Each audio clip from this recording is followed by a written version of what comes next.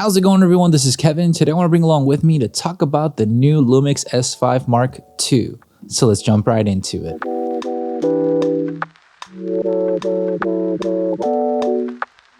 Nothing is better than getting new gear that's pushing technology forward to basically benefit all of us no matter what brand of camera you shoot with. I personally shoot with Sony, but I was actually very interested in the Lumix S5 before getting my first Sony a7 III, which then got into, well, the Sony lineup that I currently have now. The Lumix cameras have been really great with what you're getting for the money, except minor here things that didn't click for me anyway, so that's one of the reasons why I didn't go with the S5. The autofocus is something that I really rely on for my type of content that I make, and with the S5 not having the best autofocus is one of the reasons why I never went with it. Now, with the new updated S5 Mark II, would I be switching over to Lumix? I'll be straight to the point. I don't personally see myself switching just yet, but I do think it's a really great camera so far to talk about and discuss with you guys, because at the end of the day, just because I shoot Sony doesn't mean that I'm loyal to them. One of the reasons why I wouldn't be switching currently over to the Lumix S5 Mark II or the X1 is really because I'm so dive into with the lenses that I have for my Sony cameras.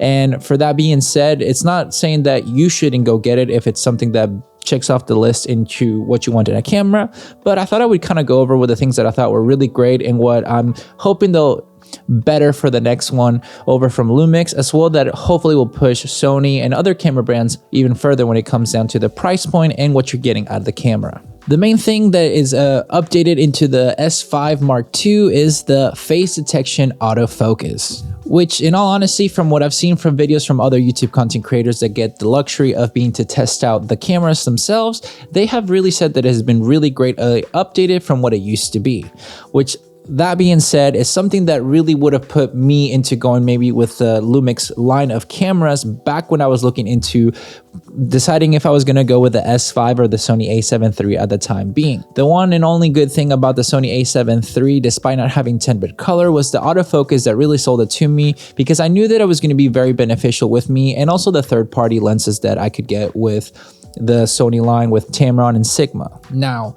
the S5 Mark II having a better autofocus system is really something that's going to be putting a lot of people more on the verge on deciding if they're going to go with Lumix or the Sony or Canon, because it's kind of bringing everybody up to par when it comes down to a little bit more of the autofocus. Now, will it be better than the Sonys and the Canons? Maybe, maybe not. That depends on what you're trying to use the camera for. So I can't really speak on it myself because I don't get to test it. But from what I see, even there's this girl named Julia Trotti that does phenomenal videos, and she talked about how out of like the burst mode of 20 photos, like 16 out of 20 were having a really good sharp focus on the eye. So for that being a good percentage, I think so. Sometimes she would get 18 out of 20 depending on what she was doing. So that being said, that advantage of having better autofocus and a great camera with the body of what all it has in the specs department, I think it's phenomenal that the cameras are starting to bring more of their A+ game, especially going into 2023. Now, speaking about specs, I think that the Lumix S5 Mark II and also the 2X, because they're going to be two different because of the price point, one of them being $2,000, one of them being $2,200. There's a little bit of, I don't want to say confusion, because it just kind of doesn't seem like it would be worth having the $2,000 one unless you're really not going to be caring to upgrade your skills in the future. One of the things that I noticed with the Mark II X is that you can shoot all intro, which is what you can do already with the Sony a7 IV. With that being said, though, this camera is a little bit more pricier than both of those, but at the same time, you do have quite a bit of substantial good things that the S5 gets to do already. The only difference really is getting to shoot that 6K and whatnot, which to me, it's nothing that's very detrimental into a camera, since this one shoots oversample 7.2K and it just condenses it down to 4K, which still looks sharp even if I zoom in just a little bit. Will it matter for most people to shoot 6K? Probably not, but it is something good to have for future-proofing yourself. So I don't think that's something to take away from it, especially for the price point that you're getting that camera. Especially with the internal codecs that you can shoot video and not having to have an external monitor to record them. It's something that's really cool to me, which obviously you can do a lot more with that aspect of that price point, which it could be very enticing for people to want to go with, because you'll be able to shoot the ProRes and everything internally, which I think is really cool that you're able to do within the camera itself, which I think it would have been cool to be able to get to do with maybe the Sony a7S3s or anything like that. But having to do an external monitor, it is, you know, what it is in that situation, and you can use it if that's what you want to do, because sometimes it's good to have those external monitors just to see everything clear.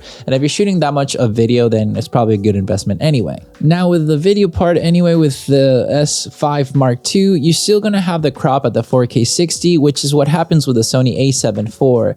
I think that if they wanted to kind of entice more people to start switching over, they could have done with having a full frame 4K 60 camera at that price point. Since you already have that sensor, I think it would have just made sense to me personally to just keep it going that way, instead of just bringing almost the same camera that you had before with just minor upgrades in that aspect. I mean, for me, the personal upgrade that is just the most detrimental in that camera would have been the face detect autofocus, which is great because you want to have, you know, crispy autofocus with the cameras in today's age. So I think if they would have enticed people to get maybe the, you know, 4K 60 at full frame for that price point, I think more people would have been considering highly to transfer over into the Lumix side of ecosystem rather than say with their Sony cameras, or if they're deciding to go with a camera brand, they probably have that, you know, a little bit more decisions to make, and I think that would have enticed people to go with it. But that's just me personally. I mean, it might be on the wrong side on that end, but that's just my honest opinion on that. I mean, that's something that would have enticed me more for the price point. Now, something that I think is phenomenal when it comes down to the Lumix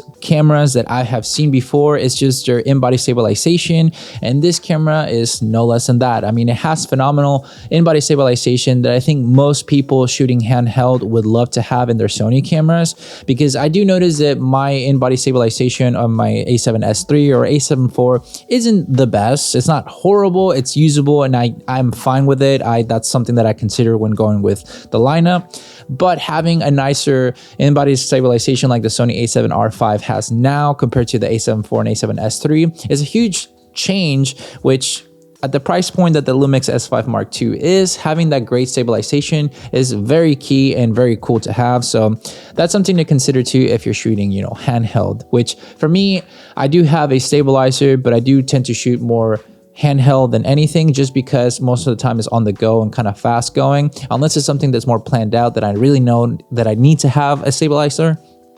That's the only reason when I would kind of go for it, but that's just my honest opinion on that. I mean, if you're going to be doing handheld, then having a camera that has great in-body stabilization is going to be detrimental to your work.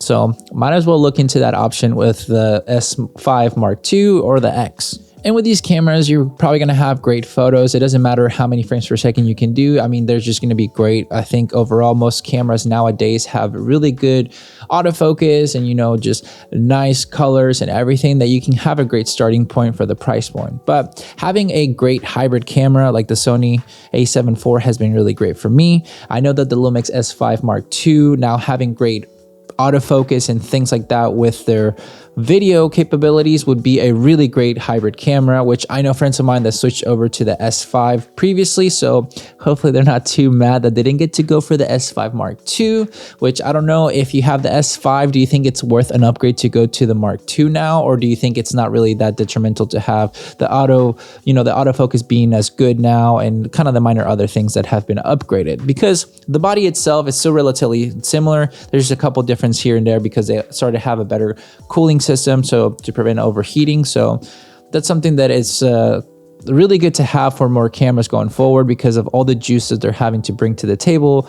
You want to make sure that they can cool off and not, you know, overheat as much as possible, and then you're kind of stuck with having an unusable camera, especially when it's very detrimental for your work, I'm sure. But that's kind of my thought process when it comes down to this camera. Like, would I switch over currently?